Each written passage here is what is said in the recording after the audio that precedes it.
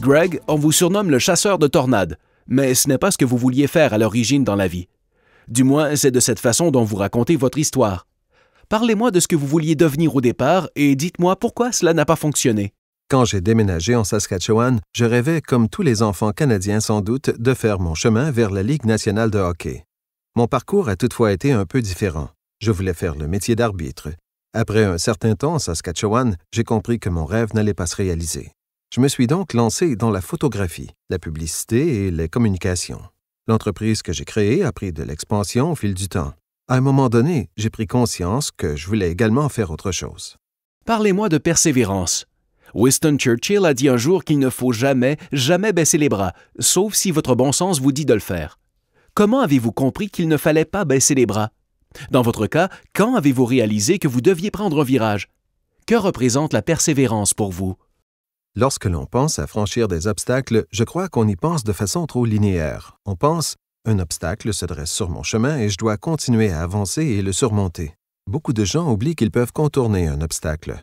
Dans mon cas, je n'ai pas cherché à surmonter mes obstacles, j'ai plutôt cherché un autre chemin. Pour moi, un obstacle s'est présenté lorsque la technologie a changé. Vous savez, lorsque nous sommes passés de la pellicule au numérique. J'ai dû m'y adapter lorsque j'ai démarré mon studio de photographie. Cette croisée des chemins a tout changé pour moi. Je ne me suis jamais perçu comme une personne très persévérante dans les moments difficiles.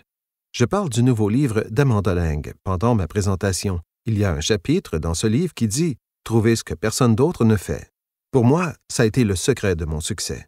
J'ai créé un point important de différenciation entre ce que je fais et ce que les autres photographes font. La photographie occupe une grande place dans ce que vous faites maintenant et ce que vous faisiez avant. Vous avez parlé de la technologie, des grands changements que nous avons connus au cours de la dernière décennie dans le domaine de la technologie. Vous avez dit à ce sujet qu'il faut soit s'adapter, soit mourir. Comme vous le savez, l'agriculture connaît aussi de grands changements. Pourquoi croyez-vous si fermement qu'il faut savoir s'adapter ou sinon c'est la mort? Comme vous vous en doutez, je vais vous donner un autre exemple du domaine de la photographie. Lorsque l'ère des formats numériques s'est amorcée, il y a des gens qui ont adopté ce changement aussitôt. Ils sont passés au digital lorsqu'ils ont réalisé que ce changement était là pour durer. D'autres personnes ont cependant continué à prendre des photos à l'aide de leur appareil conventionnel. La même situation s'est produite pour d'autres changements technologiques, que ce soit le téléphone cellulaire, l'ordinateur, la calculatrice ou même la dactylo, il y a plusieurs décennies. Tous ces changements prennent du temps, mais ceux qui ont adopté le changement le plus rapidement sont ceux qui ont persévéré et réussi. Vous avez parlé du regret dans votre présentation. Vous avez dit que ce n'est pas d'avoir échoué que nous regrettons, mais plutôt de ne pas avoir essayé. Quel est le lien avec votre histoire? Je vais utiliser l'analogie suivante. Prenons une personne qui a un roman inachevé dans sa tête. Elle se dit « Je vais écrire ce livre, j'ai une bonne histoire ». Lorsque cette personne sera sur son lit de mort, il est peu probable qu'elle se dise « Je suis contente de ne pas avoir essayé car j'aurais probablement échoué ». Elle regrettera plutôt de ne pas avoir tenté sa chance. Si au contraire la personne écrit son livre et que ce dernier n'est jamais publié, eh bien tant pis. La personne peut passer à autre chose. Mais si elle ne prend jamais le temps de le faire et d'y consacrer de l'énergie, pour moi, c'est ce qui est vraiment regrettable. C'est ce que la personne regrettera de ne pas l'avoir fait lorsqu'elle sera sur son lit de mort. Est-ce pour cette raison que vous chassez des tornades? Je veux dire, est-ce pour cette raison que nous hésitons à quitter notre zone de confort, que nous nous disons « c'est mieux de conserver mon emploi puisque je reçois un chèque de paie toutes les 2 semaines ». Est-ce pour cette raison que vous faites quelque chose d'extrême comme chasser des tornades? Prendre cette décision est la chose la plus difficile qu'une personne peut faire. Quitter la sécurité, abandonner ses acquis, comme son chèque de paye qui sert à payer l'hypothèque, c'est super terrifiant. Mais si vous demandez à n'importe quel entrepreneur comme David Chilton ou Kevin O'Leary, ou à n'importe quelle personne qui a du succès dans le monde des affaires, elle vous dira que c'est ce risque initial qui a fait toute la différence. Une chose incroyable se produit et votre personnalité se transforme lorsque vous mettez tout en jeu. Vous devenez passionné par votre travail, vous vous acharnez, vous ne comptez plus les heures et vous réussissez. En agriculture, ce qu'on laisse derrière est important. La ferme familiale est une entreprise qui est dans la famille depuis plusieurs générations. Les membres de la famille veulent garder la ferme dans la famille. L'entreprise est souvent l'héritage qu'on laisse derrière. Que laisserez-vous derrière vous? Eh bien, il y a 2 façons de voir cela. D'un côté, il y a les histoires, le livre et les photographies, toutes ces choses tangibles qui me suivront. Je vois ces choses comme une partie de mon héritage. Mais pour moi, le plus grand héritage est l'occasion d'apprentissage que j'offre à mes enfants.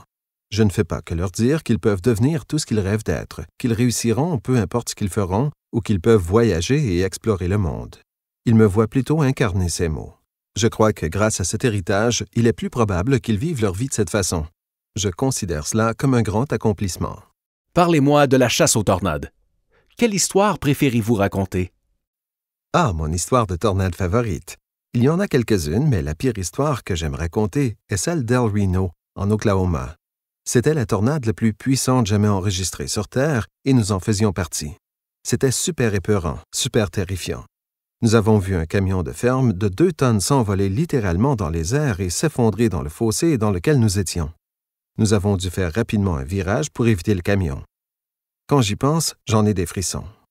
Pour être franc, pendant un instant, j'ai vu ma vie défiler devant mes yeux. J'ai réalisé que j'aurais pu mourir. Mon histoire ou ma tornade favorite est la tornade qui a frappé le Kansas en 2012.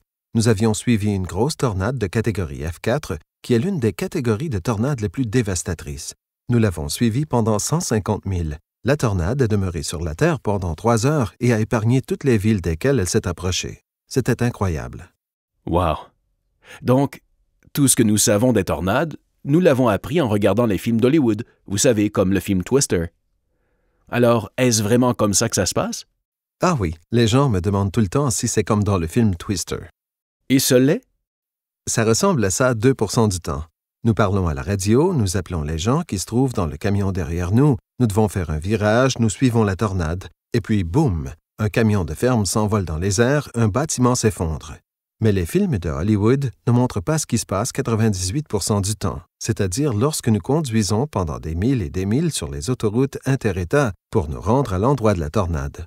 Mais vous savez, à l'exception des effets spéciaux, le film Twister est assez vraisemblable. C'est passionnant. Je veux dire honnêtement, je ne serais pas ici aujourd'hui à vous en parler si ça ne m'allumait pas autant de chasser les tornades. Une dernière question. Vous aviez auparavant le look d'un comptable ou d'un avocat. Vous avez maintenant les cheveux en bataille. Quel look préférez-vous? Bonne question, je ne me ferai plus jamais couper les cheveux. Quand je serai vieux, j'aurai une longue queue de cheval remplie de cheveux gris. Je vous remercie d'avoir pris le temps de nous parler. Merci à toi, Kevin.